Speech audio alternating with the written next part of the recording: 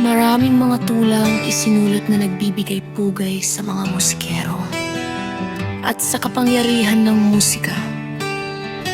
Ang mga tulang ito ay karaniwang pumupuri sa kanilang talento, dedikasyon, at sa kakayahan ng kanilang sining na magbigay saya, pag-asa, at pagkakaisa.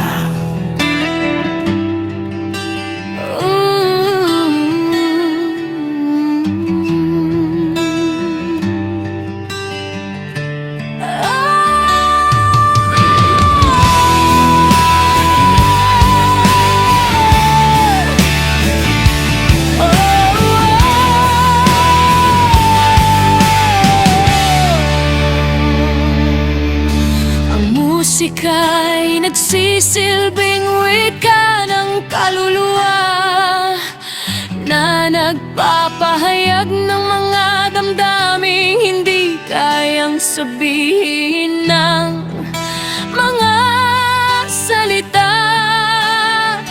Ang mga kanta at himig na nilikha ng mga musikero ay nagdudulot ng inspirasyon at nagpagaan ng mga pamihirap at pagkabahala.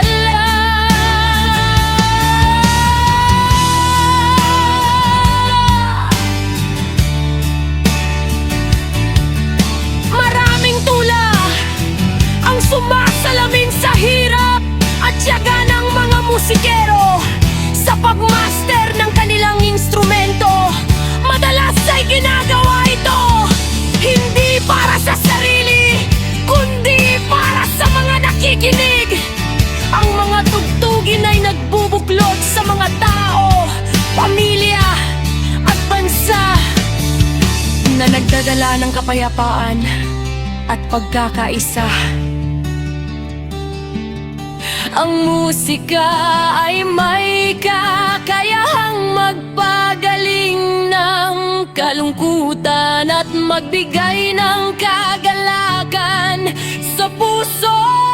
Ang mga tulang ito ay makikita sa iba't ibang online platforms tulad ng Scribd, Wattpad, kung saan ibinabahagi ng mga nulat ang kanilang mga gawain, pangpanitikan na nagpapaalala sa mga musikero na ang kanilang talento ay dapat gamitin sa pagpupuri sa lumikha, hindi sa pagpapasikat sa sarili. Mayroon ding mga personal na tula tulad ng ang tula ng musikero kong ama ni Nerelyn Fabro, na isang madamdaming paggunita sa isang ama na musikero.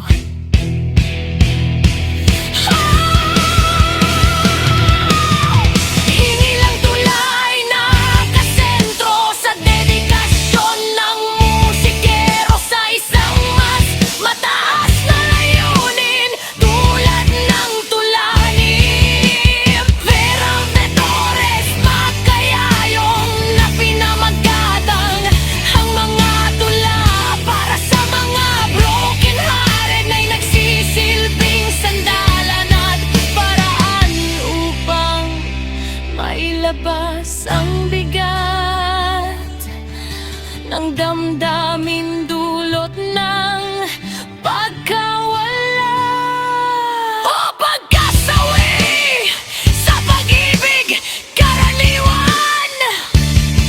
Itong matatagpuan sa iba't ibang online platform kung saan malayang naipapahayag ng mga manunulat ang kanilang karanasan at emosyon. Pagtatanong kung ano ang naging mali, kung bakit kinailangang magwakas ang pagmamahalan, at kung may